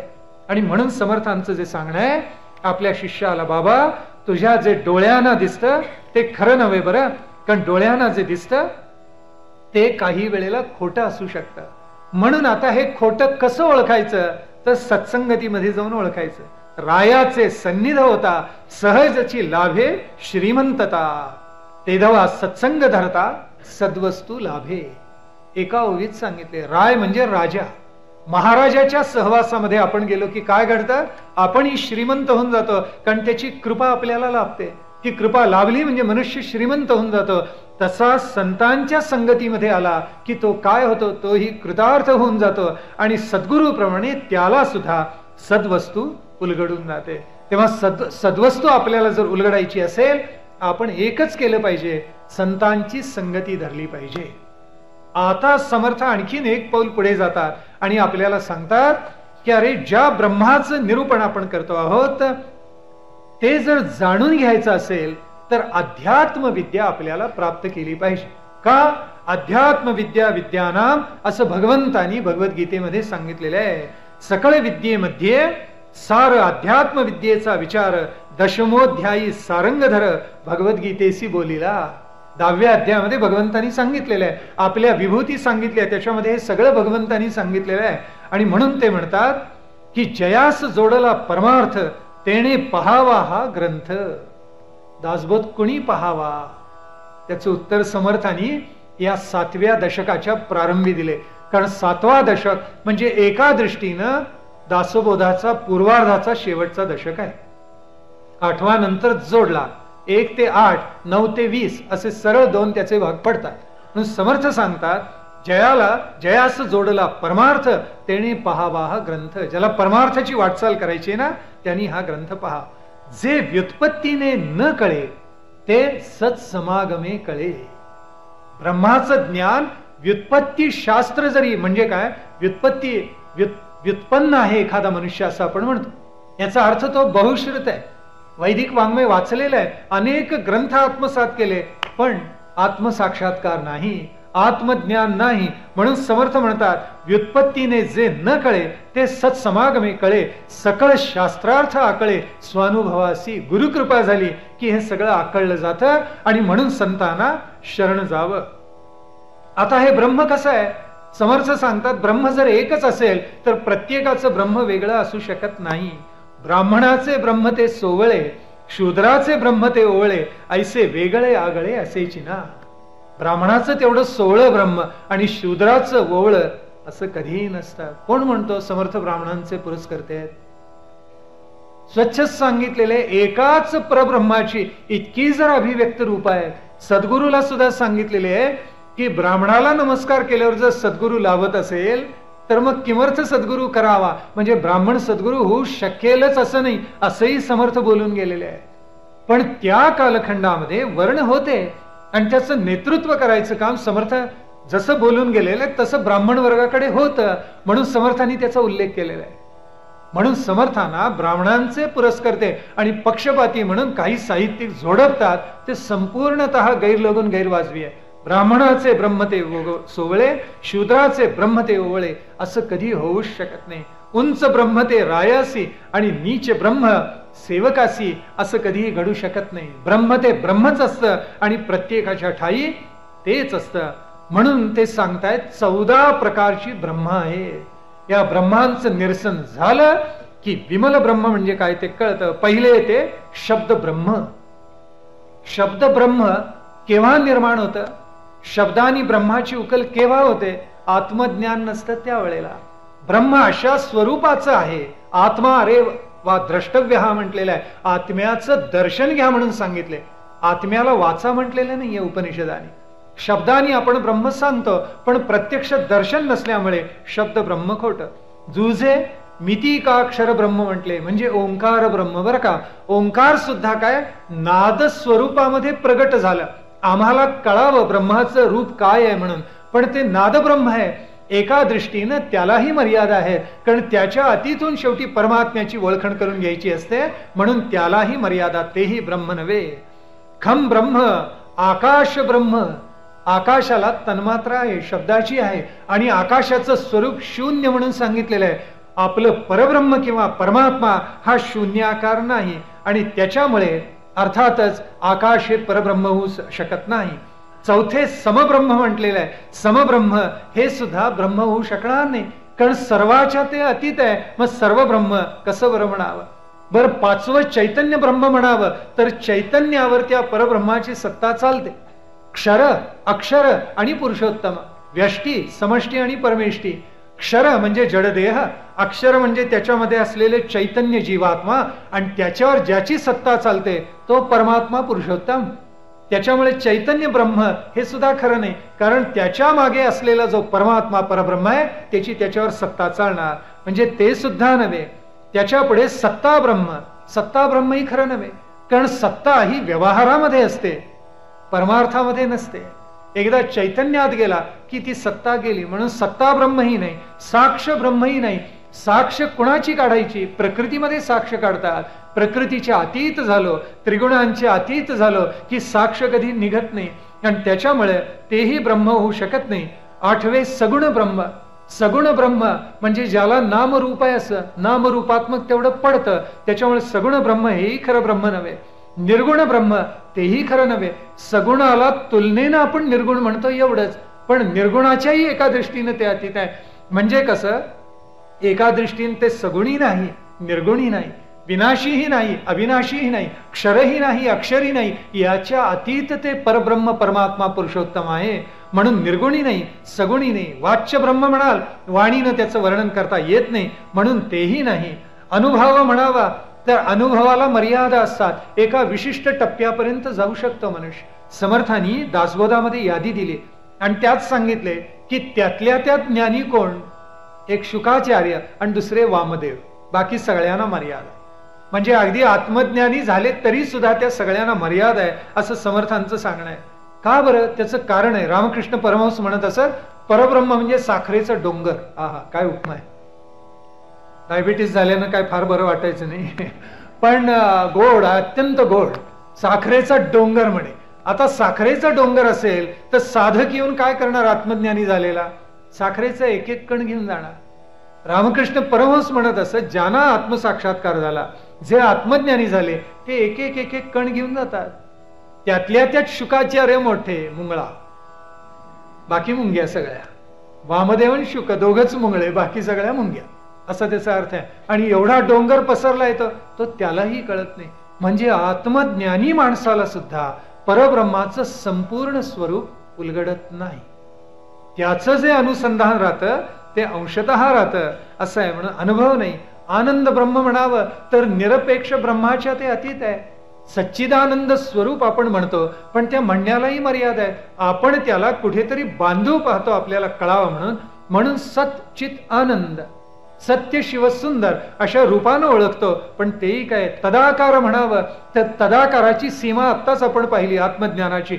आत्मज्ञानाच्या ज्या 7 पायऱ्या आहेत, ज्या योग वासिष्ठांनी सांगितल्या आहेत, अध्यात्म रामायणाने सांगितलेल्या आहेत, त्या इतक्या क्लिष्ट आहेत. सत्वापत्तीपर्यंत पोचायचं म्हटलं तर कित्येक जन्म जातील, जन्मांतर सहस्रेषु. भगवंतांनी बरोबर सांगितले गीतेमध्ये. असंख्य माणसं माझी आराधना करतात, सहस्रावधी वर्ष ही आराधना उपासना चाललेली असते, आणि कुणाला तरी चुकून एखाद्यालाच काय होतं? माझं दर्शन घडतं. ते दर्शन कसं? साखरेच्या डोंगरातला एक कण. आणि म्हणून तदाकारता तेही नाही. अनिर्वाच्य म्हणावं तर वाचेला, जशी वाचेचं दुसरं अंग अनिर्वाच्य, वाचेलाही ते उलगडत नाही. मौन झालो आपण तरी सुद्धा उलगडत नाही. नेती नेती म्हणून वेद गप्प बसलेलेच आहेत की, आणि तरी सुद्धा त्यांना ते दर्शन ब्रह्माचं जे आहे ते संपूर्णपणे झालेलं नाही. म्हणून 14 ब्रह्मांचा निराश करून शेवटी समर्थ आम्हाला सांगतात की हे ब्रह्म कसं आहे? अद्वैती कल्पिते शुद्ध. ज्याला अद्वैताचा आत्मसाक्षात्कार झाला ते शुद्ध आहे. द्वैतामध्ये परब्रह्म आपल्याला कधीही प्रत्ययाला येत नाही. म्हणून स्वरूपानुसंधान का करावं?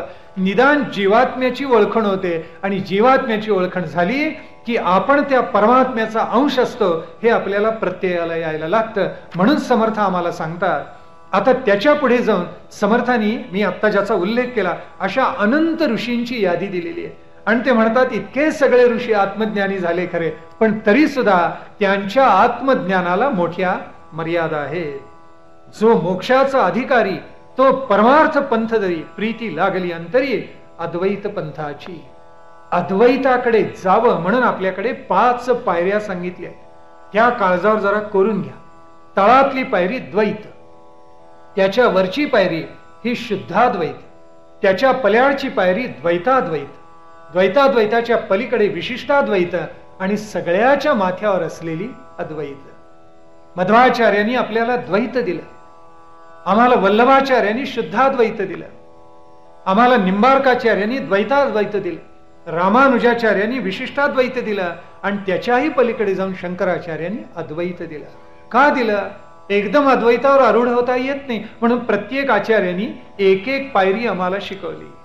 आता हे सगळं ज्ञान, आत्मज्ञान आपल्याला हवं असेल तर काय करावं म्हणून शिष्य विचारतोय. त्याला उत्तर समर्थांनी दिले, श्रवण भक्ती करा. आपण तीच करतो. प्रवचनकारही एका दृष्टीनं ग्रंथाचं पारायण करतोय, ही श्रवण भक्तीच आहे. ही श्रवण भक्ती करण्यामुळे काय होतं आणि कशा प्रकारची या ग्रंथाची श्रवण भक्ती करावी, पहिल्या दिवशी आपण ज्याचा उल्लेख केला हे समर्थांनी इथे सांगितलेलं आहे. जेणे परमार्थ वाढे, अंगी अनुताप चढे, भक्ती साधन आवडे, त्या नाव ग्रंथ. जो ऐकताच गर्व गळे, गर्व जात नाही ना जो वाचून, तो ग्रंथ नव्हे. जो ऐकताच गर्व गळे, का ते भ्रांतीच मावळे, नाही तर एकसरे वळे मन भगवंती. जेणे होये उपरती, अवगुण पालटती, जेणे चुके अधोगती, त्या नाव ग्रंथ. जेणे परोपकार घडे, जेणे धारिष्टी चढे, जेणे विषय वासना मोडे, त्या नाव ग्रंथ. थोडक्यात सांगितलेलं आहे, जेणे परत्र साधन, जेणे ग्रंथे होय ज्ञान, जेणे होई जे पावन, त्या नाव ग्रंथ. पुढे एका चरणात समर्थ असं सांगतात, जेणे नुपजे विरक्ती भक्ती, तो ग्रंथची नव्हे. जो ग्रंथ वाचल्यानंतर आपल्या चित्तामध्ये भक्ती आणि विरक्ती निर्माण होत नाही, त्याला ग्रंथ असं आपल्याला म्हणता येणारच नाही. आता हे सगळं कुणाच्या कृपेनं कळतं तर समर्थ सांगतात, जो संतासी शरण गेला तो संत होऊन ठेला. आणि म्हणून संताला शरण जावं आणि आपल्या चित्तामध्ये भक्ती आणि विरक्ती आपण निर्माण करावी. त्याचं कारण असं आहे, ज्या प्रकृतीमध्ये आपण रमतो, जो शिष्य रमला त्याला समर्थ म्हणतात, अरे जे जालेची नाही त्याची वार्ता पुससी काही, तथापि सांगो जेणे काही संशय नुरे. म्हणून पिंड ब्रह्मांडाचं निरूपण आणि विमल ब्रह्माचं निरूपण का केलं, त्याच्या मागचा भावार्थ असा, दोरी करता भुजंग, जळा करता तरंग, मार्तंडा करता चांग, मृगजळ राहे. दोरी आहे म्हणून सापाचा भास होतो, जळ आहे म्हणून तरंग उठतात, सूर्य आहे म्हणून प्रकाश किरण दिसतात. हे सगळं अन्योन्य एकमेकावर अवलंबून आहे आणि हे सगळं कशामधलं आहे, ते प्रकृतीमधलं आहे. आणि प्रकृतीमधलं जेवढं असतं तेवढं नाशवंत असतं. म्हणून समर्थांनी आपल्याला 4 टप्पे सांगितले, तेवढे सांगायचे आणि आज विरमायचं, कारण डोस सुद्धा फार मोठा देऊ नये. 4 त्यांनी टप्पे फार सुंदर सांगितले. समर्थ म्हणतात, स्थूल सूक्ष्म कारण, महाकारण विराट हिरण्य, अव्याकृत मूळ प्रकृती जाण, ऐसे अष्टदेह. पिंडाचे 4 देह आणि ब्रह्मांडाचे 4 देह आहेत. पिंडाचे कुठले, ज्याचा उल्लेख आपण कालही केला, स्थूल देह जो आपल्याला दिसतो तो, लिंग देह ज्याला सूक्ष्म देह म्हणतात, जो अंतःकरण चतुष्टयाना असतो तो, कारण देह हा अविद्येचा असतो, महाकारण देह हा अविद्येचं निरसन झाल्यानंतरचा असतो. तरी सुद्धा आत्मसाक्षात्कार होतोच असं नाही.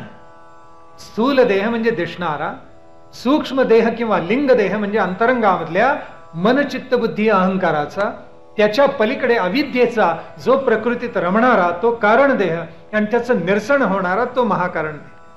त्याच्या समांतर असे पिंडाचे जसे 4 देह तसे ब्रह्मांडाचे आहेत.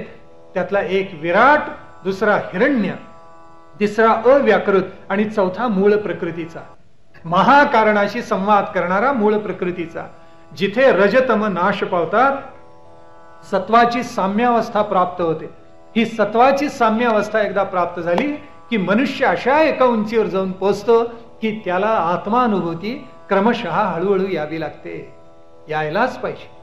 म्हणून 4 टप्पे सांगितले. पहा, एक जीवात्मा, दुसरा शिवात्मा, तिसरा परमात्मा आणि जो विश्वात्मा, चौथा जाणीचे निर्मळ आत्मा, ऐसे 4 आत्मे समर्थांनी सांगितले. 4 आत्मे आहेत. आता या टप्प्यातून जर जायचं असेल तर त्याचं थोडंसं शंका निरसन व्हायला पाहिजे. जे पिंडामध्ये आहे त्याला म्हणायचं जीवात्मा, जो ब्रह्मांडामध्ये आहे तो शिवात्मा, जो ब्रह्मांडाच्या पल्याड आहे तो परमात्मा, आणि समर्थ म्हणतात त्याच्याही अतीत एक आत्मा आहे तो निर्मळ आत्मा, ज्याला कोणताही गुण नाही, काहीच नाही. आम्ही सगुण निर्गुण म्हणतो आणि निर्गुणाला परमात्मा म्हणतो. समर्थ म्हणतात तो निर्गुण सुद्धा नव्हे, निर्मळ आत्मा हा त्याच्याही अतीत होऊन ठेलेला आहे. आणि म्हणून आपण पहिल्यांदा पिंडापासून सुरुवात करायची. आपल्या देहामधला तो जीवात्मा, समष्टी रूप होणारा तो कोणता, तर तो शिवात्मा, प्रत्यक्ष त्याच्या पल्याड असलेला ब्रह्मांडाच्या पल्याड जाणारा तो परमात्मा, आणि कोणतंच काही कशातच काही सांगता येणार नाही असा जो आत्मा आहे तो निर्मळ आत्मा आहे. तो ज्याला कळला त्याचं आयुष्य कृतार्थ होऊन गेलं असं समर्थ सांगतायत. म्हणून हे सगळं कुणाच्या कृपेमुळे कळतं, साधूजनांच्या कृपेमुळे कळतं, हे समर्थांचं सांगणं आहे. म्हणून समर्थ आम्हाला असं सांगतात की तुम्ही संतांच्या चरणावर शरण जा.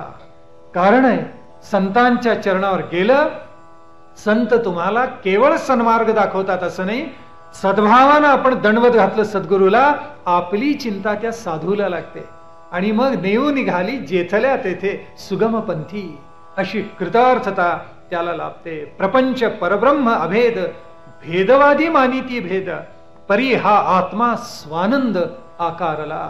हा आत्मा शुद्धच आहे, पण आम्ही 3 टप्प्यातून जातो. पहिला अनात्मा, जो या प्रकृतीमध्ये रमतो तो.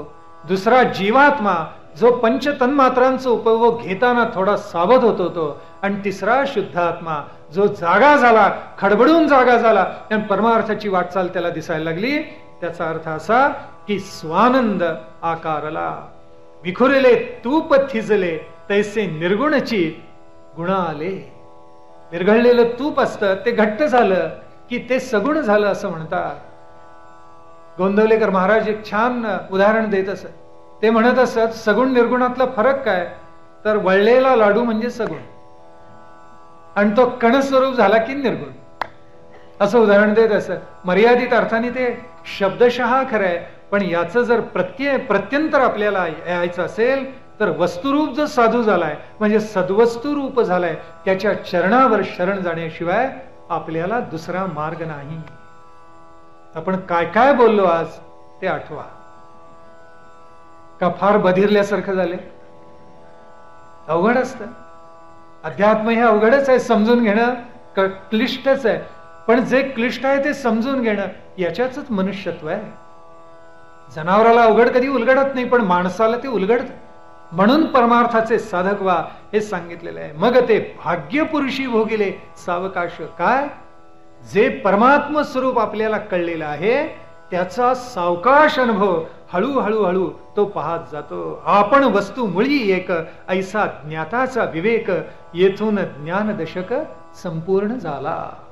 आपणच सद्वस्तू आहोत हा साक्षात्कार झाला की आपण परमात्म स्वरूप होऊन गेलो. तिथे वेगळं काही करायचं उरलं नाही. तो मनुष्य कसा झाला की माणसांचे 4 टप्पे आहेत ना, स्वार्थी, व्यावहारिक स्वार्थी, निस्वार्थी आणि भगवदर्थी. गोंदवलेकर महाराज सांगत असत स्वार्थी जग मेलं तरी चालेल म्हणतो, मी जगायला पाहिजे. व्यावहारिक स्वार्थी म्हणतो मी जगलो पाहिजे, पण जगताना चुकून परोपकार करता आला तर करूया. तिसरा निस्वार्थी असतो, जो सगळं आयुष्य कुणाच्या तरी सुखासाठी, समाजाच्या, राष्ट्राच्या, मानवतेच्या सुखासाठी समर्पित करतो. तो निस्वार्थी. आणि याच्याही अतीत असलेला, ज्याच्या मनामध्ये यत्किंचित सुद्धा देहाची ममता नसते, असा लोकविलक्षण पुण्यात्मा जन्माला येतो आणि वस्तू होऊन जातो. तोच ज्ञात्याचा विवेक आहे. हनुमान नावाचं नाटक आहे, त्याच्यामध्ये हनुमंतांनी राघवाला एक श्लोक म्हणून दाखवलाय. सुंदर श्लोक आहे. देह बुद्ध्या तु दासोहम. तो म्हणतो जोपर्यंत मी देह धारण केलेला वानर आहे असं म्हणतो, तोपर्यंत रामा मी तुझा दास आहे. देह बुद्ध्या तु दासोहम, जीव बुद्ध्या त्वदंशकः. पण मी जीवात्मा आहे असं मला उलगडायला लागलं की मग रामा मी तुझा अंश होऊन जातो. देह बुद्ध्या तु दासोहम, जीव बुद्ध्या त्वदंशकः, आत्मबुद्ध्या त्वमेवाहम. पण आत्मबुद्धी झाली, देहबुद्धी पडली की राम आणि हनुमान हे अद्वैत आहे हे मला उलगडतं. इति मे निश्चिता मती, अशी माझी निश्चित बुद्धी होऊन जाते. म्हणून आत्मबुद्धी धारण करावी, देहबुद्धी धारण करा, न करता आत्मबुद्धी धारण करून देहबुद्धी टाकावी, हे सर्व संतांचं सांगणं आहे. ते तुम्हा आम्हाला सगळ्यांना त्या जगन्यंत्याच्या कृपेनं, श्रीरामांच्या प्रसादानं आणि साक्षात समर्थांच्याही कृपेनं लाभो, अशी आज प्रार्थना करायची आणि इथेच विरमायचं. जय जय रघुवीर समर्थ.